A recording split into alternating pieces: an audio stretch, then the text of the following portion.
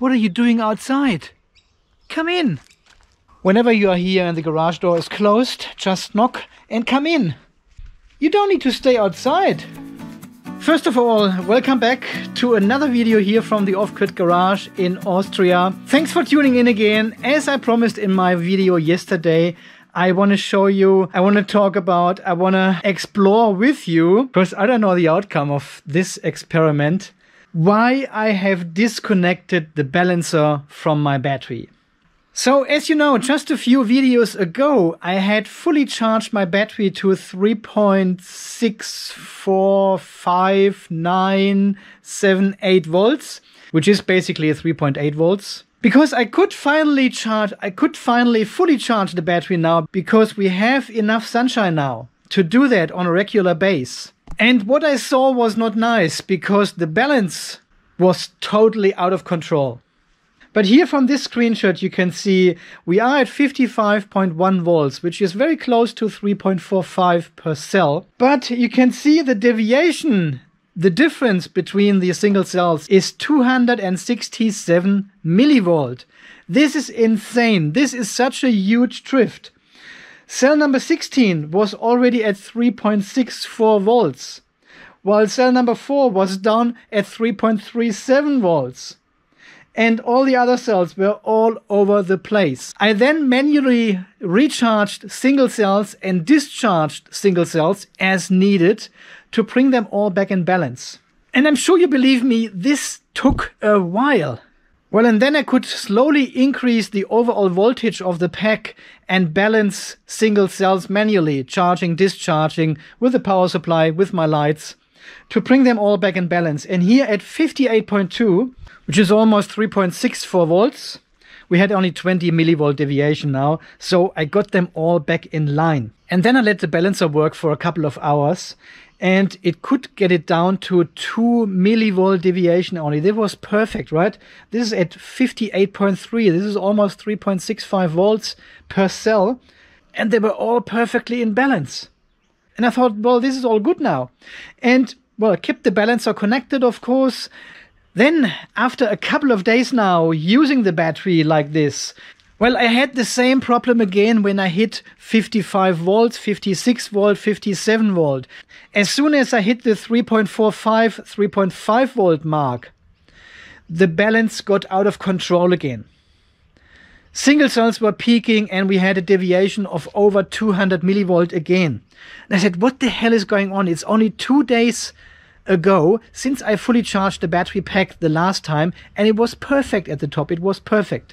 Then I discharged it for 2 days and recharged it, and it's all over the place again.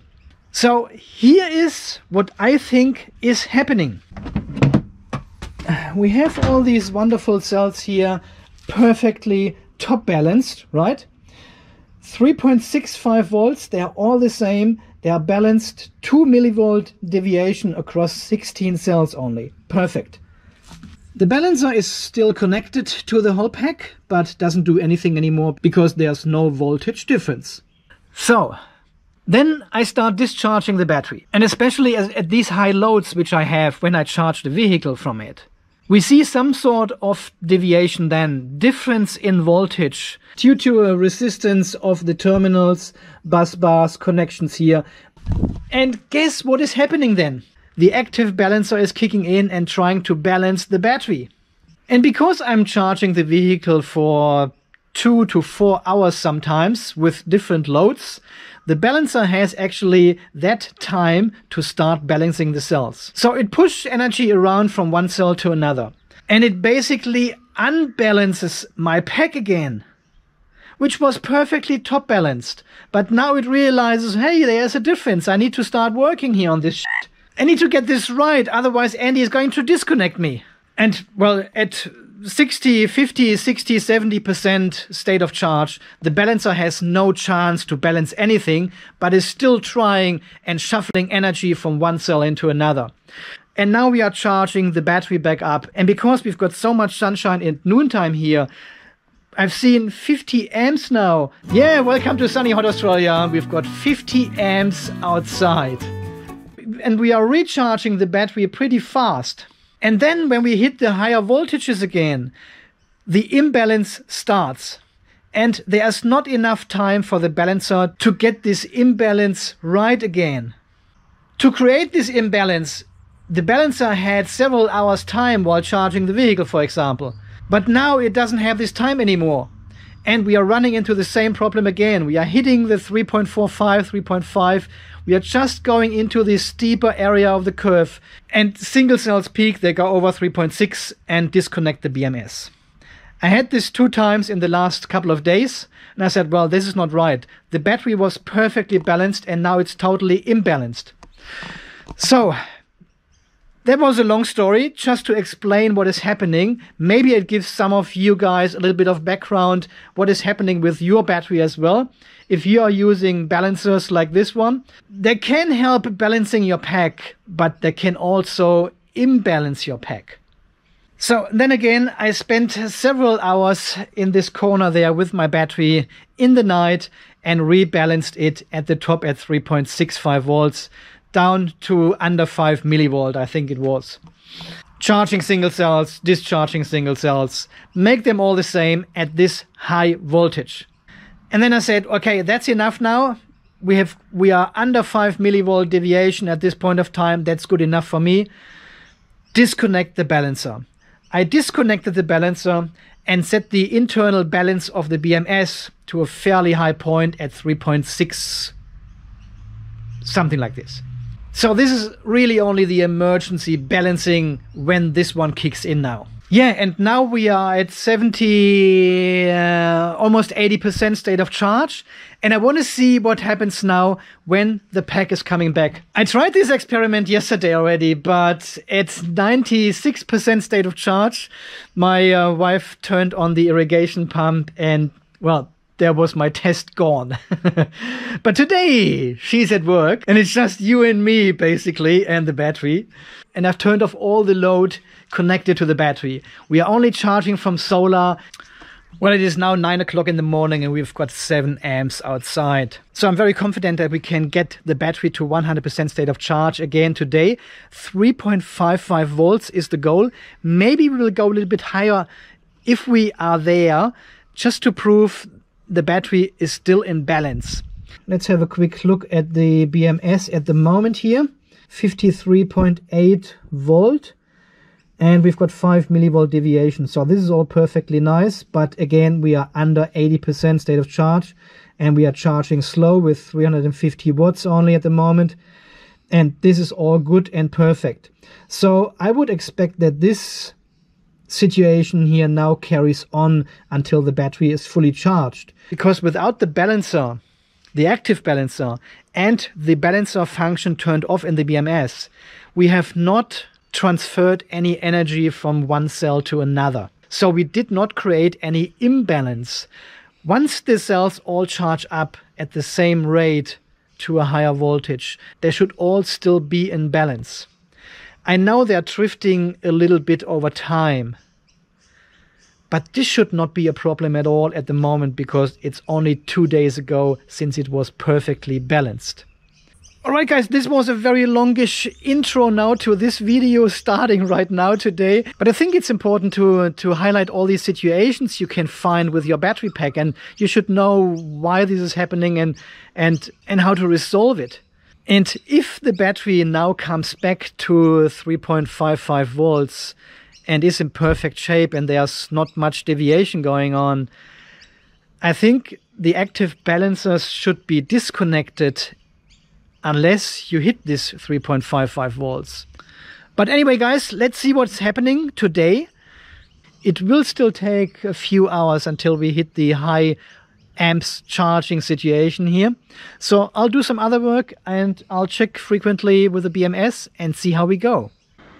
It is now 11:30 and we are charging with 19.4 amps. And the deviation has now doubled from 5. Was it 5 before? Well, it has now increased to 10 millivolts across these cells here. It's now 11:45 and we are charging with 30 amps already. And the difference has climbed to 14 millivolts now. So we are at 3.4 volts now, charging voltage. Well, that is not normal. We've got 100% blue sky. Even I'm doing a solar charging battery test today. There's usually one cloud, and it's exactly here above the off-grid garage in front of the sun, shading my panels. So we now have 12 past 12, and I think we have reached maximum power input now for today, around 44 amps. Deviation has increased to 20 millivolt now, and sometimes we can also see, there it comes. Cell number 2 is our highest, cell number 6 is our lowest, number 8 is our lowest. And here we can see the charge controllers, west roof and east roof. 1.2 kilowatts and 1 kilowatt on east. Nice. It is sunny today with 50 amps outside. That's stupid, right? Okay, it is now 12:30. And guess what? We are still charging. 24 millivolt deviation between 2 and number 8. It's a big race. And we are almost 55 volts now charging voltage. This is now peak time, 12:30. You can see here both east roof 1100 and west roof 1200 watts at this point of time. So we are now at 55.1 volts, 23 millivolt deviation, and this is how it looks like here. I still think that is okay. We are charging with 45 amps still, so it's a fairly high current going into the battery at this higher voltage now, 3.45 basically, and we are still pushing strong. And while before I disconnected the balancer, the battery was already totally out of balance at this point of time now and showed 150 to 200 millivolt deviation. And now we've got only 10% of that. 22, 24, and it's not increasing much. We have 55.8 and we need to go to 56.8, so 1 volt is still missing to 3.55 per cell. And deviation is increasing, 40 millivolt we are seeing now. But we are still charging with 40 amps, over 40 amps, so 56, that goes quickly now. Look at this, 56.2 within seconds. And this is around at 3.48, 3.5 volts. And then afterwards you can really see the curve going up and voltage is increasing quickly. We should now see the charge controllers going to absorption. And the blue light should turn into yellow. There it is. Bang. Okay, we have reached now 56.8 volts. And we've got a deviation of 77 millivolts still. And now let's see what happens, because the current will taper off. This is now the absorption phase. The Victron charge profile does. And it keeps the voltage at 56.8 for 2 hours. The solar charge controllers will keep the battery at 56.8 volt now for 2 hours. And this is when the balancer should kick in and does its job and balance it at this voltage. Look how quickly this goes down now. 57 millivolt. There's no balancing happening at all. Nothing from the BMS, and the other balancer is disconnected. But still the deviation goes down. We're at 50 millivolt now. So let's see what happens when we hit 0 amps. Okay, now after 10 minutes we can see the charging current is tapering off under 1 amp into the battery. So this is how it looks like now. We've got 19, 20 millivolt deviation, 18, changes a bit up and down. And this is now the perfect time for the balancer to kick in and balance this tiny amount of deviation. And I really don't think you need an active balancer for that to do. I think the internal balancer of the BMS would be fine now, would be enough to do a better job, to do a perfect job now with balancing at this point of time. So we are at 56.8, which means we are at 3.55 volts, right? So if we set the balancing current of the BMS to balancing turn on voltage 3.6, but we can potentially, so 3.55 is the perfect voltage for all cells, then we would have 0 deviation, and I give it another 5 millivolts on top of that. I mean, if 16 cells stay within 5 millivolt at this high voltage, I'm super cool with that. Okay, confirm. And let's go back and see what is happening now. Oh yeah, we can see the balancing kicking in, the green dots there and the B for balancing. So these ones are getting discharged now. And here as well, 3 cells over 3.555. Okay, we've got 18 millivolt. I would say give this half an hour and then we check if this actually has improved. 17, it goes down. So let's fire it up. We were at 18 millivolt deviation. And now after an hour we are at 1 millivolt deviation. 1 millivolt at 56.9 or 8 volts. Nice. And this is only the internal balancer of the BMS now, so not the active balancer, which I disconnected. Okay, guys. I know a lot of you have now bought this active balancer here, and I'm not saying it's bad, but I think it is bad to leave it connected all the time, because it looks like it creates an imbalance at lower state of charge. When there is a deviation across the cells, it starts balancing and shuffles energy from one cell into another, which is then not in balance anymore. And then when you charge it back up, it has not enough time to rebalance, to undo what it has done before. That's why BMSs usually do a top balance. You charge your battery to the top and then you balance it. And this is exactly what we have just seen here, what the QUCC BMS has done. It has balanced within an hour, maybe shorter, half an hour or something, our 18 millivolt deviation down to 1 millivolt deviation now. Well, we were always looking for BMSs or balancers with the highest balance current possible.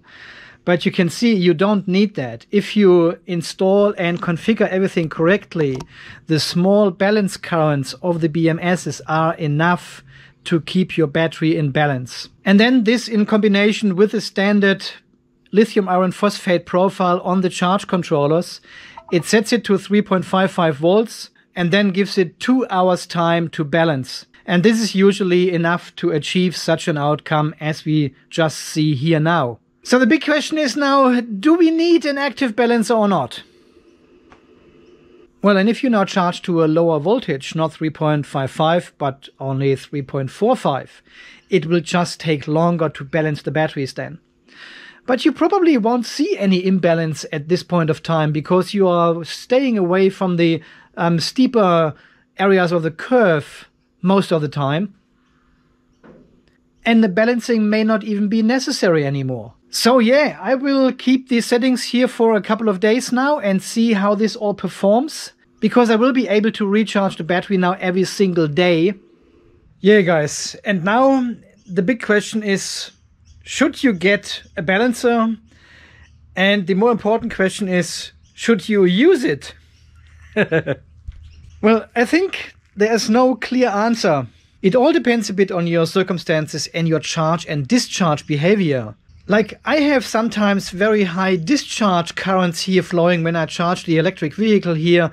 And I can see a difference in voltage across the cells then. And this is at 60-70% state of charge. And an active balancer would then kick in and start balancing the cells, which is not correct. There is no imbalance in the cells, but the balancer does not know that. The balancer only sees the voltages of the batteries and thinks, well, they are different, I need to start balancing. And if you have such a situation over hours, it shuffles several ampere hours from one cell into other cells and creates an imbalance because it tries to make it right at any state of charge. And I think this is the big problem of these active balancers when they are connected permanently. I know reading the comments under my videos, Some of you guys have actually set this up that the active balancer only kicks in at higher voltages or higher state of charge. So if you hit like 3.5 volts, you close a relay and then you turn on the active balancer, and then it helps the BMS to balance your pack. And this makes perfectly sense. But the question is still, do you need that? As you have just seen here on our test, the 200, the 150, 160, 200 milliamp balance current of the BMS is enough to balance the battery perfectly fine at 3.55 volts. But I mean, this is all nothing new what we are seeing here. This is something people have told me from the beginning. They always said, well, you have to do an initial top balance, and then from there the battery will go down, you have deviation, and when the battery charges up, they will all meet again at the perfect cell balance. And of course, they are right. This is how battery balancing works from the beginning. This is how you set up your battery. But this is not what I do here in the off-grid garage. I want to explore, I want to test, I want to observe, I want to learn, I want to share this information with you. What is happening if we don't follow this straight path? Of course, I could have bought ready set up lithium iron phosphate batteries. I could have bought a ready set up BMS, connect this all together, and it would have worked from day one. I would have learned nothing. You would have learned nothing. You wouldn't have seen anything. Basically the whole channel wouldn't exist then without testing and observing and making mistakes, of course. But this is the purpose of this channel here. I want to make mistakes. I don't want to make a short on 48 volt. I'll leave this to other people. Well, my personal take from the experience so far is the active balancers work just fine, but I personally don't leave them connected all the time now. Because if they are trying to balance your battery all the time, they can create an imbalance at a lower state of charge. And there may not be enough time to rebalance everything at a higher state of charge. And then you see a certain imbalance at this point of time, and your BMS may kick in and turn off your battery. So active balancers are not the praised wonder weapon we are all waiting for, which solves all the problems.